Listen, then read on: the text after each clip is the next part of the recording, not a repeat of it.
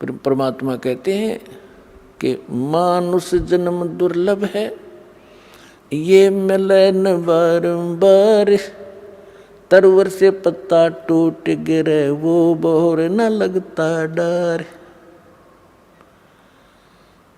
मानुष जन्म की कितनी कीमत बताई है, एक श्वास की कितनी कीमत है। कहता हूँ कहीं जात हूँ, कहूँ बजा के ढोल, श्वास जो खाली जात है ये 3 लोक का मोल। है तो पुण्यात्माओं, परमात्मा ने आके बताया हमारे को कि पीछे लग गया जाऊं था मैं लोक वेद के साथ, रस्ते में सतगुरु मिले है दीपक दे दिया हाथ। जैसे पहले ये दास शिक्षा ग्रहण करता था, ठीक है, शिक्षा ग्रहण पूरी हुई, जूनियर इंजीनियर का डिप्लोमा किया, सफल हुआ, सर्विस प्राप्त होगी, फिर विवाह हुआ, संतान पुत्र पुत्री हुई। और दास पुजारी किसका था? बजरंगबली का। और भगवान कृष्ण, भगवान शंकर, भगवान विष्णु एज ए इष्ट थे। तो ये दास ये सोचा करता था कि मेरे इन भगवानों ने मुझे ये सब सुख दिए हैं। अब परमात्मा के तत्व ज्ञान रूपी इस रोशनी से, टॉर्च से, इस प्रकाश से दिखाई दिया कि ये जिन भगवानों को मैं ये सोच रहा था कि इन्होंने ये सुख दिए, ये इनके सतर का काम नहीं था, ये हमारे पूर्व जन्म की बैटरी ही चल रही थी, वो संस्कार फल रहे थे। हम लोक वेद के आधार से साधनाएं कर रहे थे। दंत कथा, लोक वेद माने दंत कथा, सुनी सुनाई हियर से स्टोरीज पर हम आधारित थे। वो शास्त्र अनुकूल ज्ञान भी नहीं था और न ही वो साधना थी। इसके विषय में परमात्मा अपने ऊपर ही हमें उदाहरण देकर सुनाते हैं।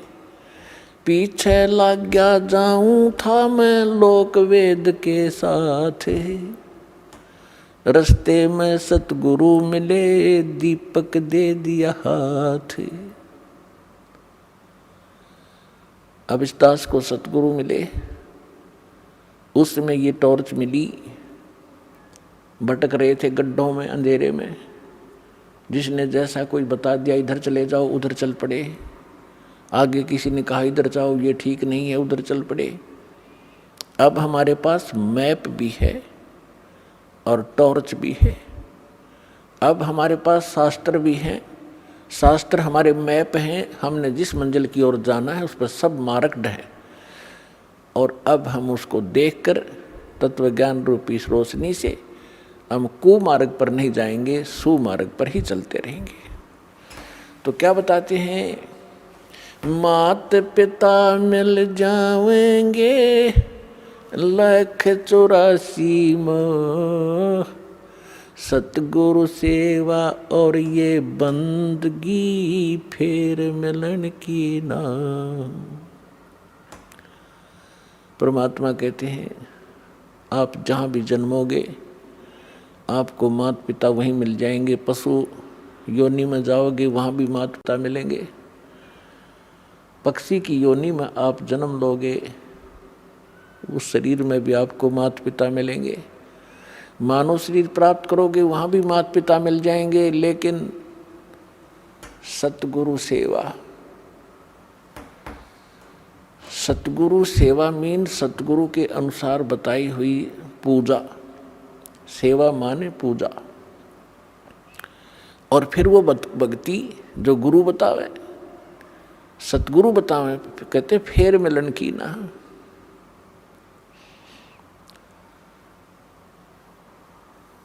अब परमात्मा कहते हैं सतगुरु के उपदेश का लाया एक विचार, जय सतगुरु मिलते नहीं जाते नरक द्वार। नरक द्वार में दूत सब करते खेचातान, उनसे कभू ना छूटता, फिर फिरता चारों खानी। चार खानी में भरमता, कभू न लगता पार। सो फेरा सब मिट गया, मेरे सतगुरु के उपकार। परमात्मा ये हमारे जो कबीर साहिब हैं, ये हमारे पिता हैं। ये वो परमात्मा है जिसमें सर्वगुण संपन्न है। त्वमेव माता च पिता त्वमेव, त्वमेव बंधु च सखा त्वमेव, त्वमेव विद्या च द्रविण त्वमेव, त्वमेव सर्व मम देव देव।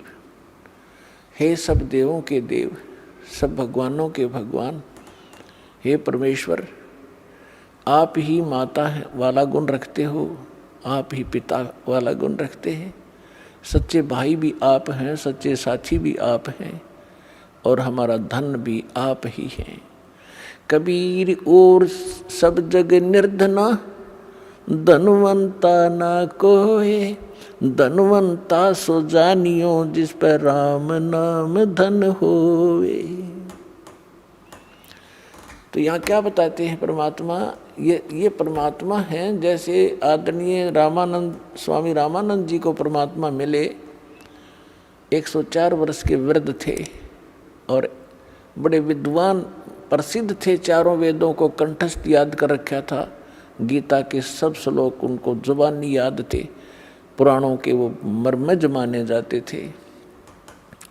उपनिषदों के भी वो बड़े विद्वान कहलाते थे। 104 वर्ष की आयु हो चुकी थी जब परमात्मा लीला में आयु में 5 वर्ष के थे।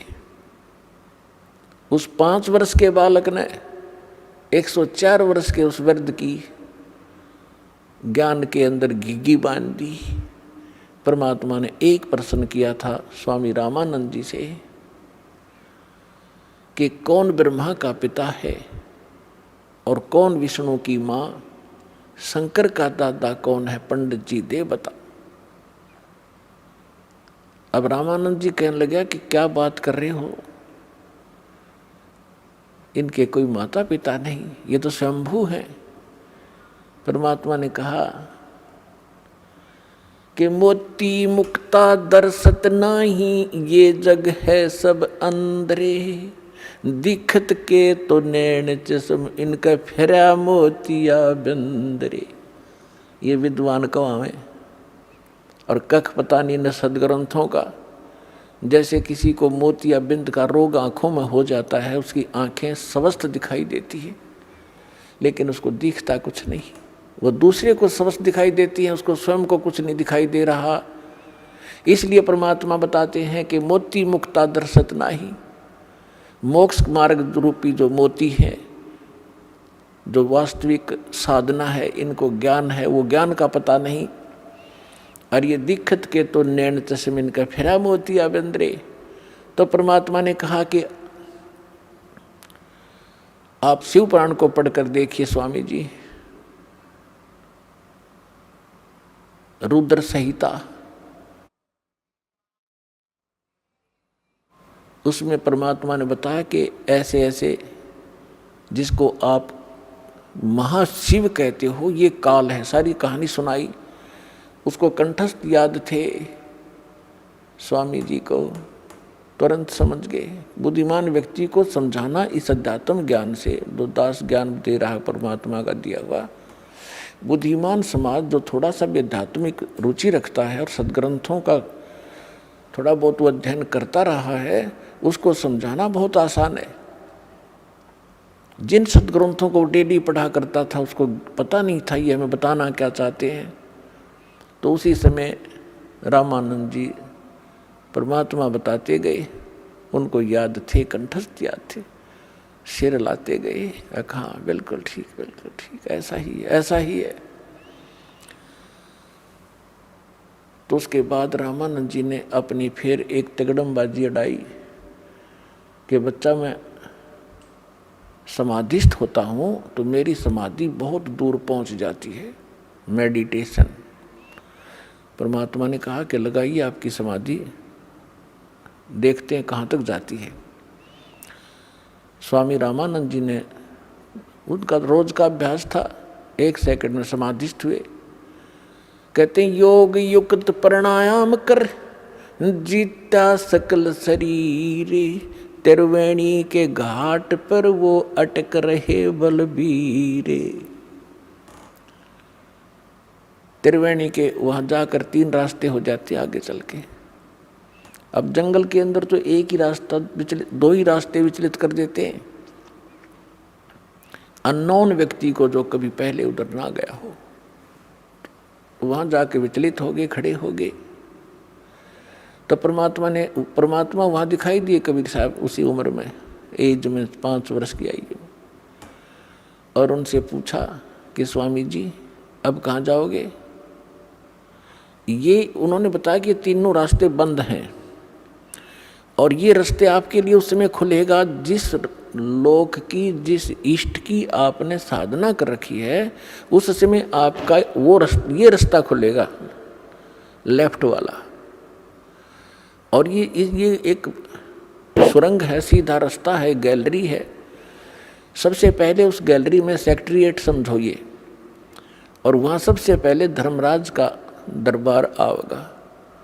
वहाँ आपका अकाउंट लिया जाएगा और जिस भी इष्ट की आपने पूजा की है उसी लोक को आपको भेज दिया जाएगा। और जो राइट का रास्ता है ये अलग से एक स्थान है, 88,000 खेड़े बताए हैं, 88,000 द्वीप हैं ये। इनमें वो हंस भेजे जाते हैं जो ब्रह्म के साधक होते हैं और उनको अलग से राज्य दिया जाता है वहाँ का। और जो सामने वाला रास्ता ये ब्रह्मरंध्र है, ये सामने वाला रास्ता ये ब्रह्मरंध्र है। ये तुम्हारे किसी मंत्र से नहीं खुल सकता, ना ओम मंत्र से, ना ओम नमः शिवाय से, और ना ही तुम्हारे अन्य किसी जाप से। ये खुलेगा मेरे सतनाम से, इस 2 अक्षर के नाम से, जो मेरे पास वो मंत्र है। रामानंद जी से कहा परमात्मा ने कि आप कोशिश करो अपने सब मंत्र जंतर जो आपने आज तक साधना की है, आपने तो 16 वर्ष की आयु में भक्ति स्टार्ट की थी, 104 वर्ष के हो गए, जो करना था कर लिया। अब प्रयोग करके देख लो आपकी वो साधना कितनी सफल है, सक्षम है। अब रामानंद जी ने सारे जंतर मंत्र कर लिया, वो गेट ना खुला। तो परमात्मा ने कहा मैं खोलूं, श्वास सिमरण किया मालिक ने। वो तो परमात्मा थे लेकिन हमारे लिए संदेश छोड़ गए कि आपको जो मंत्र दिया सतनाम का ये एक अनमोल और बहुत पावरफुल है। परमात्मा ने सिमरण किया, सामने का वो बजर कपाट खुल गए।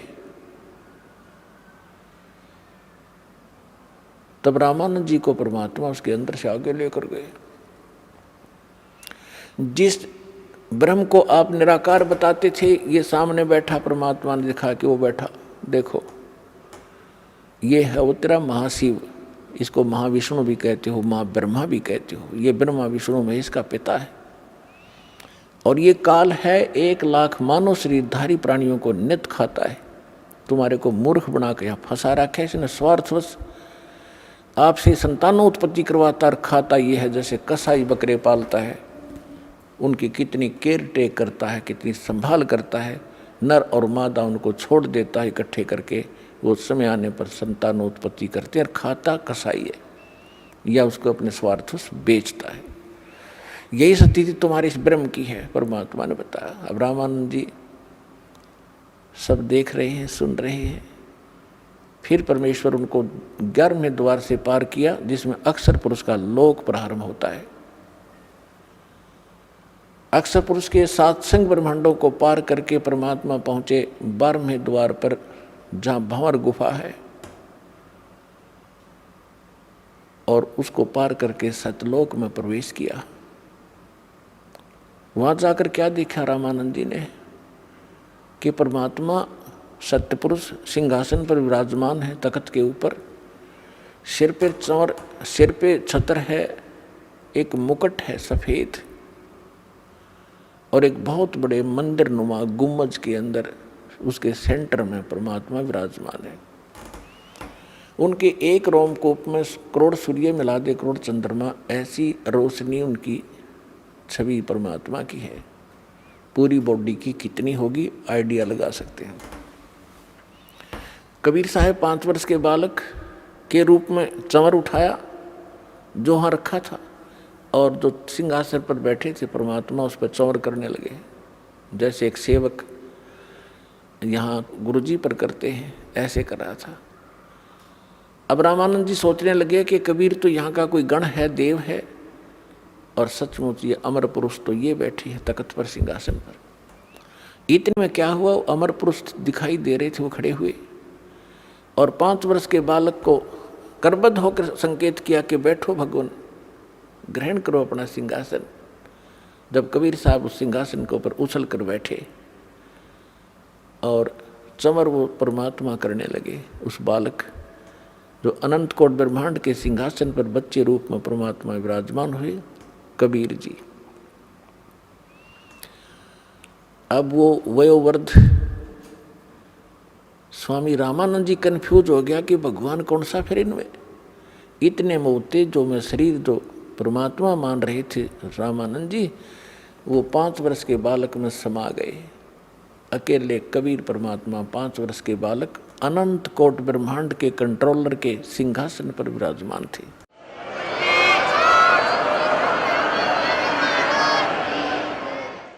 तब परमात्मा ने कहा कि रामानंद जी, हम ही अलख अला हैं, कुतुब गोस और पीरे, गरीबदास खालक धनी, हमरा नाम कबीरे। ए स्वामी सृष्टा में सृष्टि हमार तीरे, दास गरीब अधर बसू हूँ अवगत सत कबीर। जब परमात्मा ने पहले ये बात वार्ता की थी रामानंद जी से, तो उस समय फिर दोहराई। रामानंद जी गदगद हो गए कि मुझे तो सहज में भगवान मिल गए, और 104 वर्ष का हो गया, मैंने डले ढोए अभी तक। तो परमात्मा ने कहा कि जाओ स्वामी जी वापस जाइए। इतना ही कहा था कि बड़े वेग से स्वामी जी की आत्मा बॉडी में आ गई, और एकदम ऐसे देखा सामने, तो सामने वही सूरत, वही मूर्त, 5 वर्ष का बालक सामने बैठा, चरणों में गिर गया। 104 वर्ष का विद्वान पाक रहा था, बिना ज्ञान के न्यू डले डोआ प्राणी। और दुनिया में महिमा थी, 1400 ऋषि शेष बना रखे थे जो उसके ज्ञान का प्रचार किया करते थे। अपन आत्मा ब्राह्मण वही होता है, कहते ब्राह्मण सोए जो ब्रह्म पहचाने। और परमात्मा के चाहने वाली आत्माएं समाज नहीं देखा करती। जो समाज की तरफ देख कर चलेगा वो भक्ति नहीं कर सकता, और न